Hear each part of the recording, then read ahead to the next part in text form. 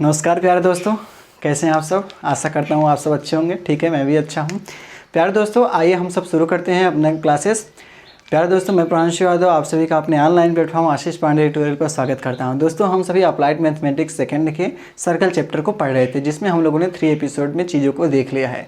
पिछले क्लासेस में हम लोगों ने कॉन्सेप्ट नंबर 6 पर डिस्कस कर रहे थे। उसमें हम लोगों ने देखा कि वृत्त के जो कि डायमीटर के अगर कोई सिरे दिए हों तो उसका कैसे समीकरण निकालते हैं। मतलब कुछ चीज़ें रिमाइंड अगर करा दूँ तो उसमें हम लोगों ने लास्ट मोमेंट में सीखा था कि यदि कोई वृत्त है, उसके मान लीजिए कोई व्यास है, व्यास के सिरे दिए हों, ये अगर सिरे दिए हों, मान लीजिए x1 y1 ये सिरा है, ये दिया है, और ये x2 और y2 दिया गया है।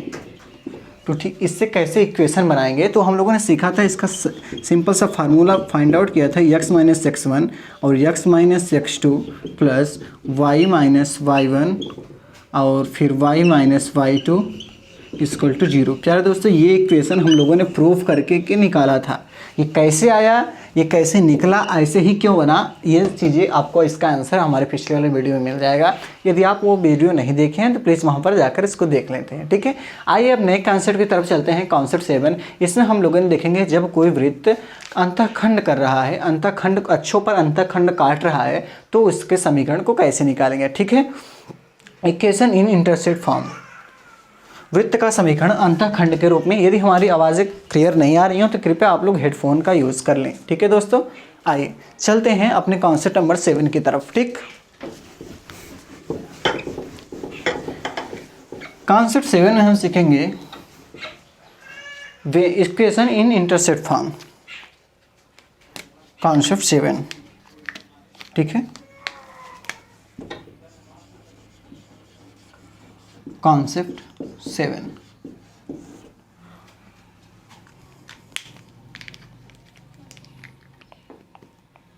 वृत्त का अंतःखंड रूप समीकरण।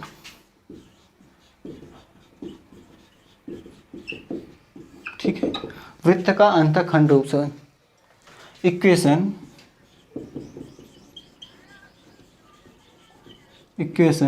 in the intercept form, intercept form.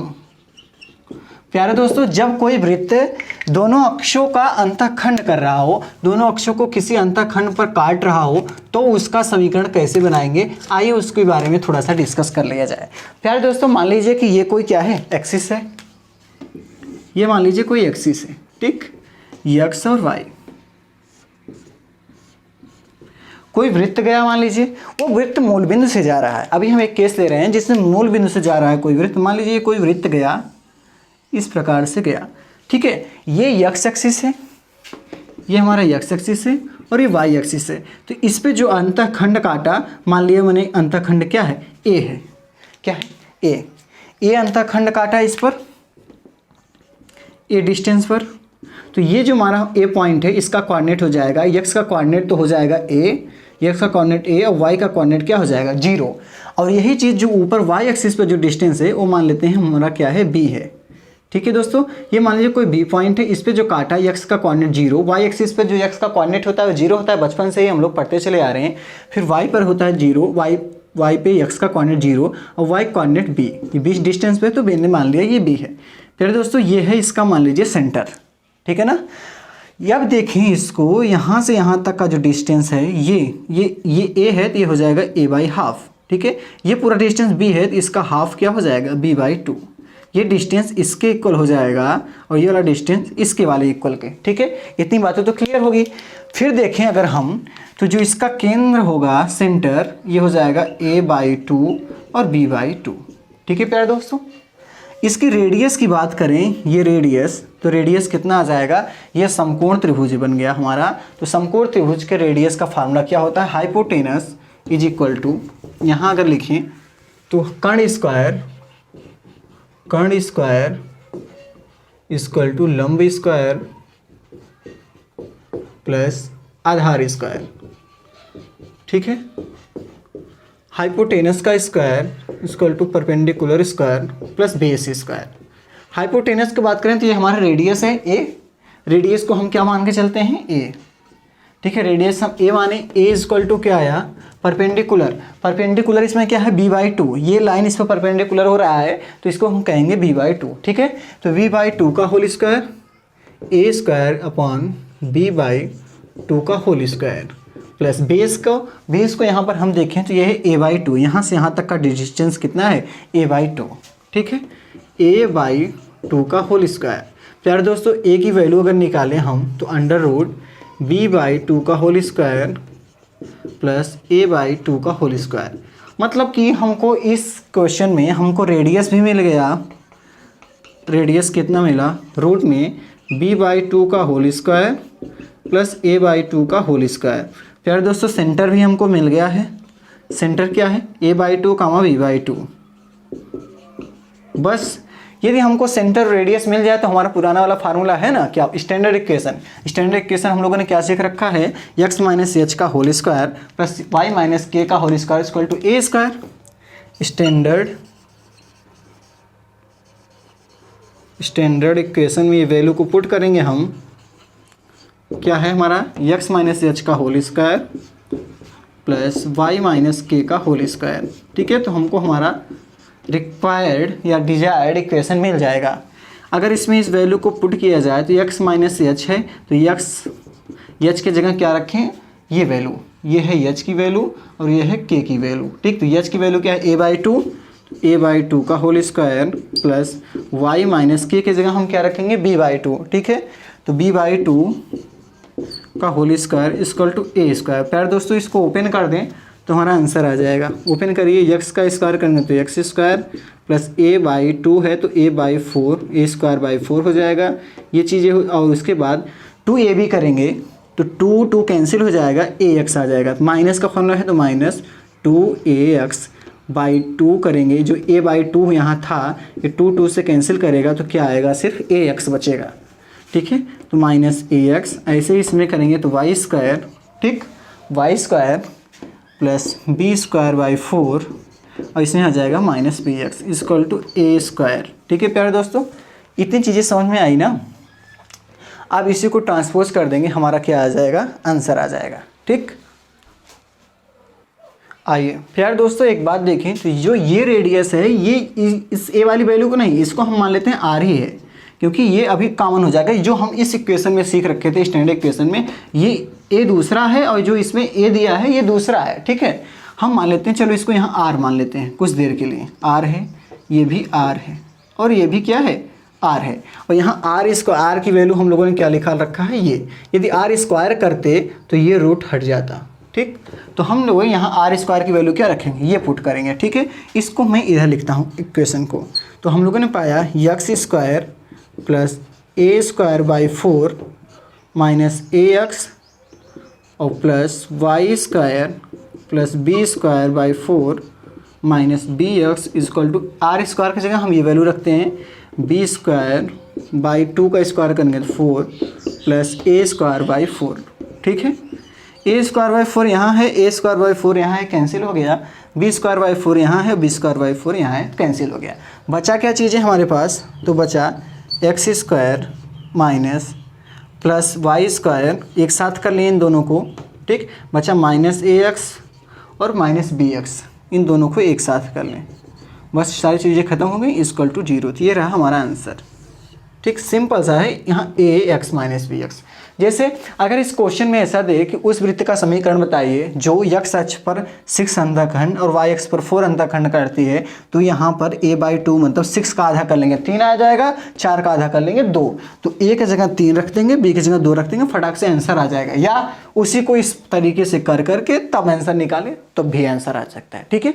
इसको नोट कीजिए, इसका स्क्रीनशॉट लीजिए। आइए क्वेश्चन को देखते हैं हम, ठीक। क्वेश्चन है हमारा, उस वृत्त का समीकरण ज्ञात करो जो मूल बिंदु से होकर के जाता है तथा अक्षों पर 6 तथा 4 लंबाई के अंतःखंड काटता है, ठीक है। क्वेश्चन में लिखता हूं, इसको आप नोट कीजिए, ठीक। क्वेश्चन है हमारा उस वृत्त का, आप लोग फटाफट कीजिए, क्वेश्चन कर दीजिए, मेरे करने से पहले आप लोग किए रहिए। आपके क्वेश्चन क्या आया, क्वेश्चन में बोल रहा हूं उस वृत्त का समीकरण ज्ञात कीजिए जो मूल बिंदु से होकर के तो जाता है तथा अक्षों पर 6 तथा 4 अंतःखंड काटता है।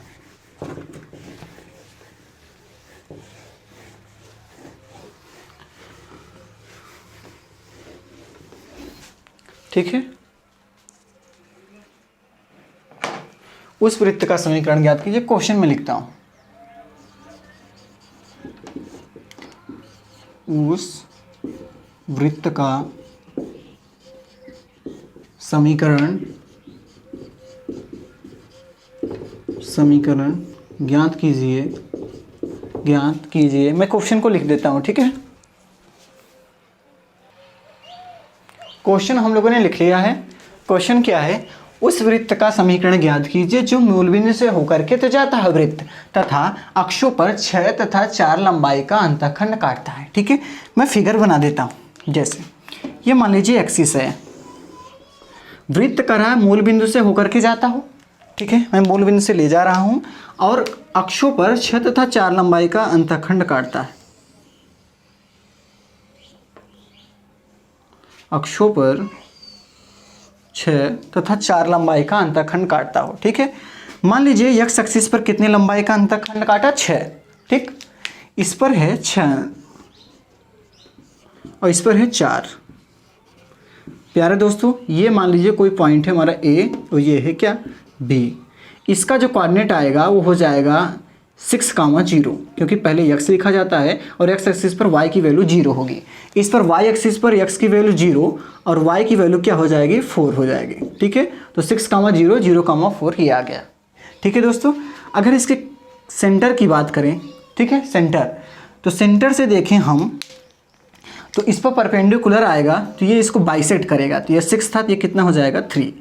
और ये देखें ये यहाँ पर, तो यहाँ तक 4 था तो यहाँ तक 2 हो जाएगा, तो ये भी क्या हो गया, 2 हो गया।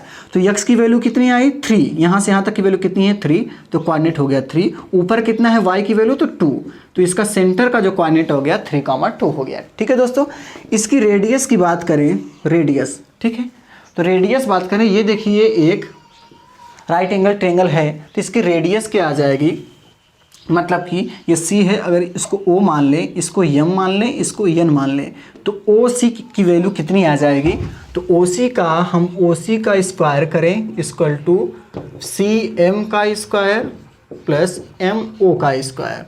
प्यारे दोस्तों, हमने क्या लिखा, ये समकोण त्रिभुज है तो हमने लिखा कर्ण का स्क्वायर मतलब OC का स्क्वायर प्लस CM मतलब लंब का स्क्वायर प्लस MO का square. Hypotenuse square equal to perpendicular square plus base square is the right angle triangle of ये राइट एंगल ट्रायंगल का पाइथागोरियन ट्रिपलेट है, पाइथागोरस थ्योरम। ठीक है, यहाँ से हम लोगों ने इसका निकाला, तो OC का स्क्वायर हमको निकालना है तो OC को ऐसे ही रखते हैं और CM का जगह हमारे पास क्या है, 2, तो 2 का स्क्वायर करेंगे तो क्या आ जाएगा, 4, MO का स्क्वायर करेंगे 3 का स्क्वायर 9। ठीक है, तो OC इक्वल टू आ जाएगा 9 4 13, 9 4 कितना आ जाएगा 13, और ये आकर के इस पर रूट कर देगा। ठीक, OC की वैल्यू हमारे पास आ गई, मतलब हमारे पास रेडियस भी पता हो गया, सेंटर भी पता हो गया। तो रेडियस और सेंटर अगर हमको 2 चीज़ें पता हो जाएं तो फिर तो हम इसके फार्मूला को निकाल सकते हैं, फिर हमारा स्टैंडर्ड फार्मूला को रख दें, बस हमारा आंसर आ जाए। ठीक है, कैसे स्टैंडर्ड फार्मूला क्या होता है, हमारे सर्कल का स्टैंडर्ड फार्मूला क्या होता है, स्टैंडर्ड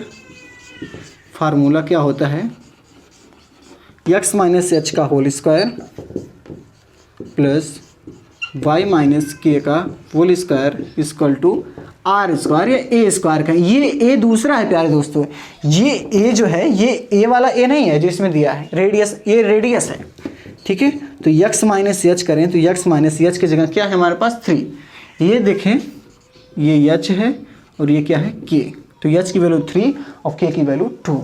ठीक है, तो x माइनस 3 का whole square plus y minus 2 का whole square equal to a square. A square की जगह क्या है, √3 का स्क्वायर। ठीक है, अब हमारे पास क्या मिल जाएगा यहाँ पर, x माइनस 3 का होल स्क्वायर मतलब x स्क्वायर, 3 का स्क्वायर करेंगे तो 9 माइनस 2ab तो 3 2 जा 6x।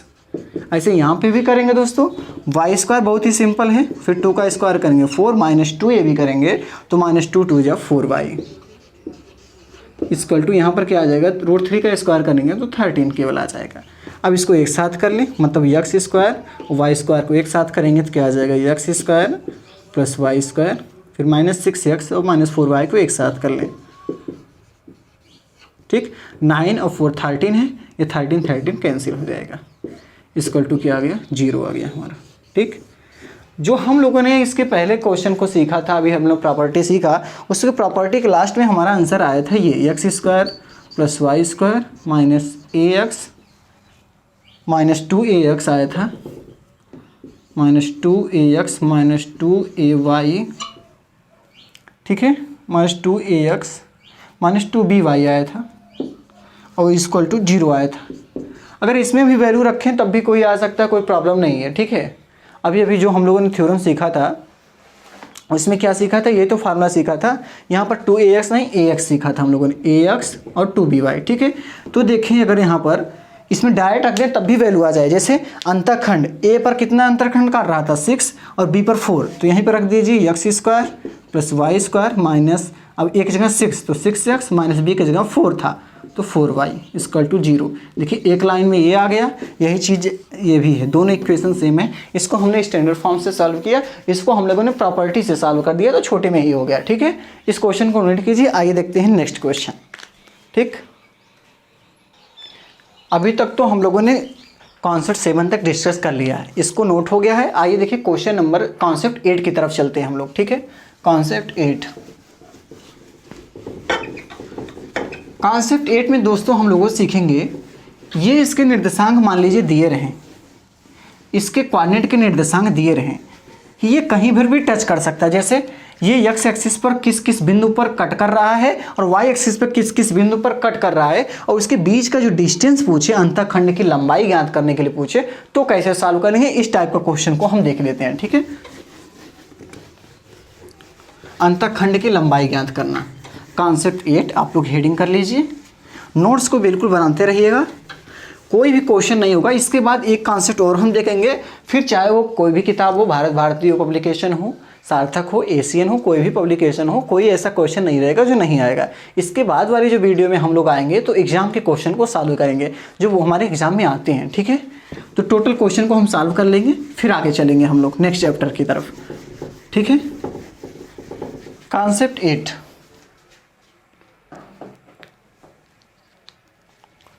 कॉन्सेप्ट 8,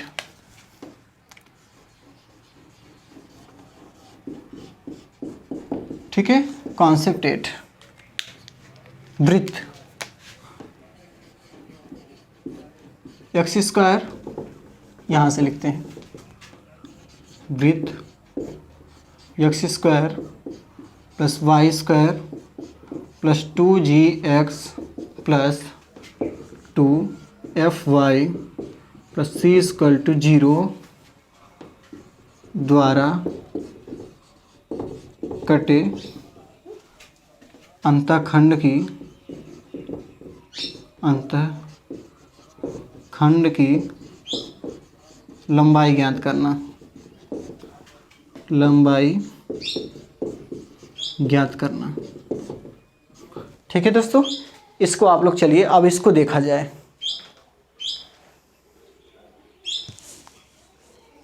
ठीक है प्यारे दोस्तों, मान लेते हैं ये कोई क्या है हमारा, ये हमारा एक्सिस है। ठीक, कोई वृत्त गया है जो कि इस एक्सिस को दो बिंदुओं पर कट कर रहा है। ये मान लेते हैं हमारा कोई एक्सिस, कोई सर्कल है। ठीक है, ये हमारा कोई सर्कल है, ये इसके दो बिंदुओं को टच कर रहा है, दो बिंदुओं पर कट कर रहा है। इसको हम थोड़ा सा और बढ़ा लेते हैं, तो देखा जाए तो जो सर्कल है वो एक्स एक्सिस को भी दो बिंदुओं पर और वाई एक्सिस को भी दो बिंदुओं पर कट कर रहा है। ठीक, कौन कौन से बिंदु हैं, पहला तो ये है ये मान लीजिए x1 और y1, ये है हमारा x2 और y2।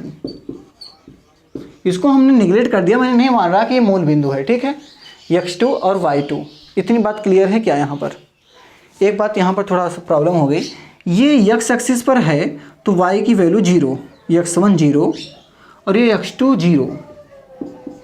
ठीक है, इसी को प्रकार उस पर ऊपर देखा जाए तो 0, y1 और यहाँ भी देखें तो 0,y2, ठीक है। मान लेते हैं ए है, ये बी है। इसी को अगर देखें, चलो इसको थोड़ा सा मूल बिंदु से ऊपर फिगर बनाते हैं तो ज़्यादा समझ में आएगा। ऐसा लग रहा है कि जो दोनों पॉइंट एक ही हो गया, ठीक है। इसको थोड़ा सा मूल बिंदु से ऊपर ले जाते हैं, ठीक। तो फिगर बनाते हैं, जैसे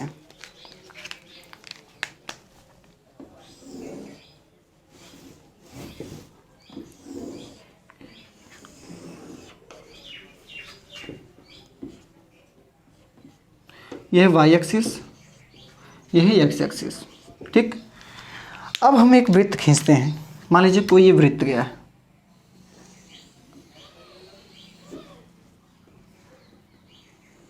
ठीक है। ये मान लीजिए कोई वृत्त है हमारा, ठीक। ये दोनों एक्सिस पर कट कर रहा है। ये है मान लीजिए कोई पॉइंट ए है, ये कोई पॉइंट बी है, ठीक। इसका जो कोऑर्डिनेट है मैं मान लेता हूँ x1, 0 है, x1, 0, ये x1 है, 0, और ये है x2, 0, ठीक है। ये दो पॉइंट है। इस पर मान लीजिए कोई पॉइंट है C और ये कोई पॉइंट है D, ठीक। तो C पर कोई जो पॉइंट है, इसका मान लेते हैं कोऑर्डिनेट है, देखिए x एक्सिस पर जो y की वैल्यू होगी वो 0 होगी, और y एक्सिस पर जो x की वैल्यू होगी वो 0। तो 0,y1 इसको मान लेते हैं, इसको हम 0,y2 मानकर चलते हैं, ठीक है। प्यारे दोस्तों, हमको AB की और CD की लंबाई ज्ञात करना, अंतःखंड की लंबाई पूछा है, मतलब AB की लंबाई और CD की लंबाई ज्ञात करनी है। तो AB की लंबाई क्या हो जाएगी प्यारे दोस्तों, AB की लंबाई करेंगे मतलब x2 - x1, ऐसे तो लंबाई निकालते हैं, मतलब OB - OA, ठीक है। मतलब x2 - x1, मतलब ये यहाँ से यहाँ तक का डिस्टेंस कितना है, x2 जो डिस्टेंस है, समझा देते हैं अच्छे से। तो x2 का डिस्टेंस है वो यहाँ तक का डिस्टेंस, यहाँ तक का डिस्टेंस है, और x1 का जो डिस्टेंस है वो यहीं तक का डिस्टेंस है। तो यहाँ तक का डिस्टेंस करें तो पूरे वाले लंबाई में से छोटे वाले लंबाई को निकाल दें, ठीक है। मतलब AB = क्या आ जाएगी हमारा, x2 - x1। इस पूरी लंबाई में इतनी लंबाई को निकालेंगे तो AB x2 - x1 आ जाएगा। ऐसे यहाँ पर CD की लंबाई की बात करें तो पूरी वाली लंबाई में से, मतलब y2 वाले में से y1 को सब्ट्रैक्ट करना है। जो y2 की लंबाई है वो यहाँ पूरा यहाँ से यहाँ तक की है, और जो y1 की है वो देखो छोटा सा यहाँ तक है, ये y1 यहाँ तक है। तो इतनी सी लंबाई अगर हमको निकालनी है तो इस पूरे वाले लंबाई में छोटे वाली लंबाई को निकालना पड़ेगा हमको, ठीक है। तो CD = आ जाएगा y2 - y1, ठीक। इन्हीं दोनों की वैल्यू हमको निकालनी है। अगर यही दोनों की वैल्यू आ गई तो हमारा आंसर आ गया। प्यारे दोस्तों, इस वृत्त का समीकरण की बात करें हम तो वृत्त का मानक समीकरण क्या हो जाएगा, वृत्त का मानक समीकरण।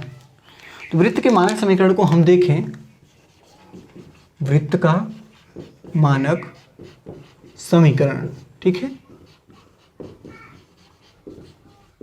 वृत्त का मानक समीकरण हम लोगों ने पढ़ रखा है। क्या होता है, ax² + bx, सॉरी ये तो स्टैंडर्ड इक्वेशन हो जाएगा, x² + y² + 2gx + 2fy + c = 0, ठीक है। ये जो समीकरण है वो क्या बताता है, ये समीकरण बताता है कि इस जो वृत्त है इस पर आने वाले सभी बिंदुओं को बताता है।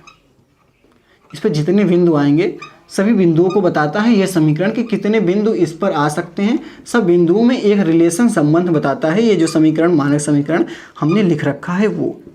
तो प्यारे दोस्तों, इस समीकरण में देखें तो ये दोनों बिंदुओं भी आएंगी। इस वृत्त पर बिंदु A और B भी तो आएगा। बिंदु A और B उस समय आएगा जब इस वृत्त पर y0 था। मतलब इस समीकरण में जो समीकरण लिखा है, अगर इस समीकरण में y0 रख दें मतलब y0 तभी आएगा जब ये इस दोनों बिंदुओं की बात की जाएगी हमको A और B की, ठीक है। तो A और B को पाने के लिए हम इसमें y = 0 को पुट करते हैं। y = 0 पुट करें क्योंकि हमको ये उस बिंदुओं के बारे में बताएगा जो x एक्सिस पर आएंगे, ठीक है। तो AB के लिए हम y = 0 रखें तो हमारे पास क्या आ जाएगा, x² + y0 हो गया प्लस 2gx प्लस ये भी 0 हो गया, c = 0। प्यारे दोस्तों, एक इक्वेशन आ गया। ये देखिए दो घात समीकरण बन रहा है। हमने क्लास 10th में क्वाड्रेटिक इक्वेशन में सीखा था, जब कोई क्वाड्रेटिक इक्वेशन हो तो इसके रूट जो आएंगे, इसके रूट होंगे x1 और x2, इसके रूट होंगे ना होंगे, x1 और x2 इसके दो मूल होंगे, रूट होंगे, ठीक है। तो x1 plus x2 equal to मतलब सम ऑफ रूट की फार्मूला क्या होता है, -b/a होता है ना। तो -b की जगह इसमें क्या है, b का मतलब होता है जो x का कोएफिशिएंट हो, तो x का कोएफिशिएंट कितना है इसमें 2g, ठीक है। तो यहाँ पर लिखेंगे 2g, उसके सामने माइनस है तो माइनस बाई a की वैल्यू क्या है, x² का कोएफिशिएंट, तो x² का कोएफिशिएंट क्या है 1 है, तो आ गया -2g। इतनी बात क्लियर है। इसमें प्रोडक्ट ऑफ रूट निकालें, मतलब मूलों का गुणनफल की बात करें, x1 इंटू x2 की बात करें तो c/a फार्मूला होता है। तो c का मतलब लास्ट टर्म, तो लास्ट टर्म भी इसमें क्या है, c ही है, और a का मतलब क्या है, x² का कोएफिशिएंट तो 1 है, तो c/a इक्वल टू क्या आ गया, c आ गया, ठीक है। अब इसकी बात करें, अगर हम x1 x2 पता है, हमको x2 माइनस x1 निकालना है, तो क्या करें, एक फार्मूला हम जानते हैं, x1 प्लस x2 का whole square minus 4x1 into x2, ये पढ़ रखा है, इसी में रखें तो हम क्या आ जाएगा हमारे पास, x1 प्लस x2 की वैल्यू आ गई है हमारे पास -2g, ठीक है। तो -2g का होल स्क्वायर करेंगे, फिर -4, x1 x2 का फार्मूला क्या है c, ठीक है। तो हमारे पास क्या आया, अगर इसमें इसको स्क्वायर करेंगे तो हमको मिलेगा -2 का स्क्वायर करेंगे तो 4g स्क्वायर माइनस 4c। प्यारे दोस्तों इसमें 4 कॉमन ले लेंगे और बाहर निकल आएगा तो 2 बचेगा, जैसे 4g स्क्वायर माइनस c, ठीक है। तो 4 को बाहर निकालें तो आ जाएगा 2g स्क्वायर माइनस c। प्यारे दोस्तों ये क्या आया हमारा, जो आया हमारा आंसर वही क्या आ गया, ये x2 माइनस x1, और x2 माइनस x1 को हम लोगों ने क्या रख रखा है कि यही AB की लेंथ है, ठीक है। तो मतलब AB इक्वल टू क्या आ गया हमारे पास, AB इक्वल टू 2 ब्रैकेट में g स्क्वायर माइनस c, ठीक है। तो हमारे पास इसका आंसर कितना आ गया, 2g स्क्वायर माइनस c, ठीक है। मतलब अगर कोई वृत्त ऐसा है जो अक्षों को किसी अक्षों को अंतःखंड काटता है तो उसकी अंतःखंड की लंबाई पूछे तो हम फटाक से निकाल लेंगे इस फार्मूले से, ठीक है ना। जैसे कोई वृत्त का समीकरण दिया रहे, कहे वो वृत्त का समीकरण x एक्सिस को कितने लंबाई पर काटता है, तो इस समीकरण से हम g की वैल्यू निकालेंगे और c की वैल्यू निकालेंगे, इसमें रख देंगे, हमारे उस अंतःखंड की लंबाई आ जाएगी AB की। x एक्सिस पर कितना कट कर रहा है इस फार्मूले से आ जाएगा। y एक्सिस की बात करें तो y एक्सिस पर भी बिल्कुल इसी की तरह सॉल्व करेंगे, जैसे हमने y इक्वल टू 0 रखा, तो y एक्सिस पर बात करेंगे तो y एक्सिस पर हमेशा एक बात हम लोग जानते हैं कि y एक्सिस पर जो x का कोऑर्डिनेट होता है वो 0 होता है, तो इस पर 0 रखेंगे, x इक्वल टू 0 रखेंगे तो हमारा एक समीकरण फिर से बन जाएगा, उसको सॉल्व करेंगे तो हमको y की वैल्यू आ जाएगी, ठीक है। इसको नोट कीजिए, उसको भी हम डिस्कस कर लेते हैं।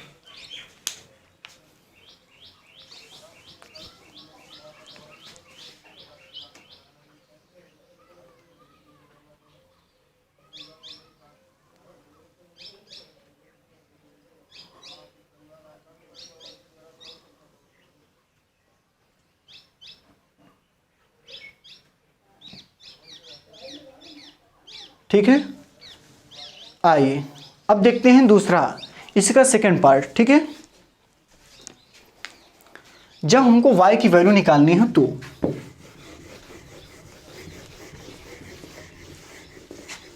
इसको नोट तो हो ही गया होगा,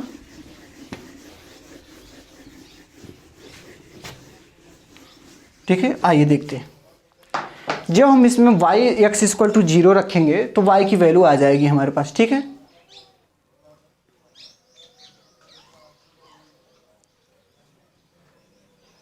ठीक है, थोड़ा क्लियर नहीं दिख रहा है क्या, ठीक है। आइए देखते हैं, इसमें अगर हमको y की निकालना हो तो हम x इक्वल टू 0 रखेंगे, अगर हमको इन दोनों पॉइंट की बात करना हो, ठीक है। अगर x इक्वल टू 0 रखेंगे इस इक्वेशन में तो हमको वैल्यू आएगी, ये तो 0 हो जाएगा, ये बचेगा y स्क्वायर प्लस ये 2gx खत्म हो गया, 2fy बचा और प्लस c इक्वल टू 0। प्यारे दोस्तों फिर ये दो घात समीकरण बन गया, इसमें मूलों का योगफल का फार्मूला लगेगा, मतलब इसके जो रूट आएंगे वो रूट क्या क्या आएंगे, रूट y1 और y2 आएंगे, ठीक है, जो हम लोगों ने यहाँ पर लिख रखा है y1 y2 इस इक्वेशन के। तो y1 प्लस y2 की वैल्यू क्या आएगी, सम ऑफ द रूट्स की वैल्यू क्या होती है, -b/a होती है। प्यारे दोस्तों -b/a का मतलब क्या है, मतलब b का मतलब है कि जो यहाँ y है, y का कोफिशिएंट मतलब b, और a का मतलब वाई स्क्वायर का कोफिशिएंट। तो वाई स्क्वायर का कोफिशिएंट इसमें कुछ दिख नहीं रहा है तो हम समझेंगे ये 1 हो गया, ठीक है। और इसमें वाई स्क्वायर, y के जो कोफिशिएंट होगा, y का जो गुणांक होगा वो है 2f है, ठीक है। तो यहाँ पर b की वैल्यू रखेंगे 2f और a की वैल्यू रखेंगे 1, और यहाँ माइनस है तो माइनस, तो हमारा आंसर आ गया -2f, ठीक है। ऐसे मूलों का जो गुणनफल निकालेंगे, मतलब प्रोडक्ट ऑफ रूट निकालेंगे, मूल इसमें क्या क्या है, y1 और y2 हैं, तो y1 इंटू y2 की वैल्यू निकालिए c/a, इसको निकाल के दिखाइए क्या आता है।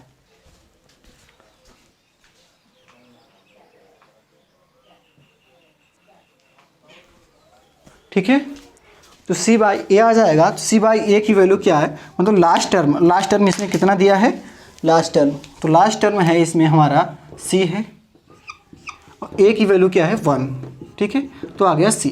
प्यारे दोस्तों इसी को अब हमको चाहिए क्या, cd चाहिए, y2 माइनस y1 चाहिए। तो y2 माइनस y1 के निकालने के लिए हम एक प्यारा सा फार्मूला पढ़े हैं बचपन में, क्या कि रूट में y1 प्लस y2 का whole square minus 4y1 into y2, ठीक है। अलजेब्रा में हम लोग इसको पढ़ा करते थे। तो y1 प्लस y2 की वैल्यू क्या है हमारे पास, -2f, तो -2f का होल स्क्वायर -4, और f1 और f2 की वैल्यू क्या है, y1 और y2 की वैल्यू क्या है c, तो 4 माइनस सी, बिल्कुल उसी की तरह ये भी सॉल्व हो जाएगा हमारा। ये 4 ये -2f का स्क्वायर करेंगे तो हो जाएगा 4f का स्क्वायर, और ये -4c। प्यारे दोस्तों इसमें 4 कॉमन हो जाएगा, तो 4 कॉमन करेंगे तो क्या मिलेगा हमारे पास, एफ स्क्वायर माइनस सी, ठीक है। ये 4 बाहर आ जाएगा तो 2 हो जाएगा, 2 रूट में आंसर हमारा आ जाएगा 2 एफ का स्क्वायर माइनस सी, ठीक है। ये जो आंसर आया हमारा वो है y2 माइनस y1, मतलब y एक्स पर कटे अंतःखंड की लंबाई। तो इसकी वैल्यू आ गई हमारे पास क्या, 2 ब्रैकेट में एफ स्क्वायर माइनस सी, ठीक है प्यारे दोस्तों। तो ये था हमारा अंतःखंड की लंबाई ज्ञात करना, ठीक है। इसको आप लोग नोट कीजिए, फिर चलते हैं आगे, ठीक। ये नोट हो गया, इसको नोट कीजिए, आगे चलते हैं। आइए कॉन्सेप्ट 9 को देखते हैं। कॉन्सेप्ट 9 में हम लोग देखेंगे रेखा y equal to mx plus c द्वारा वृत्त x square plus y square equal to a square में काटे रेखाखंड की लंबाई तथा उसके मध्य बिंदु के निर्देशांक ज्ञात करना। जैसे आइए देखते हैं कॉन्सेप्ट 9। कॉन्सेप्ट 9 में देखेंगे प्यारे दोस्तों, हम कोई रेखा है, मान लीजिए रेखा है y equal to mx plus सी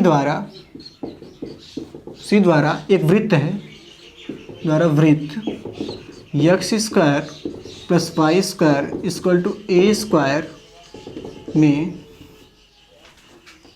कटे अंतःभाग या में कटे रेखाखंड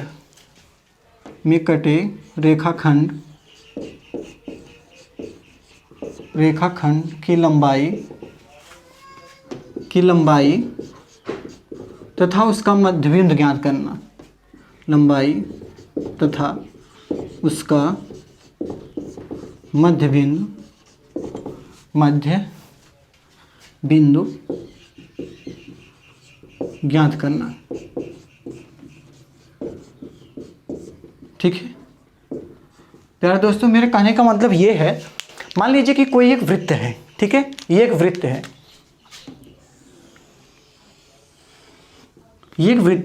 इसमें एक रेखा गई है y equal to mx plus C.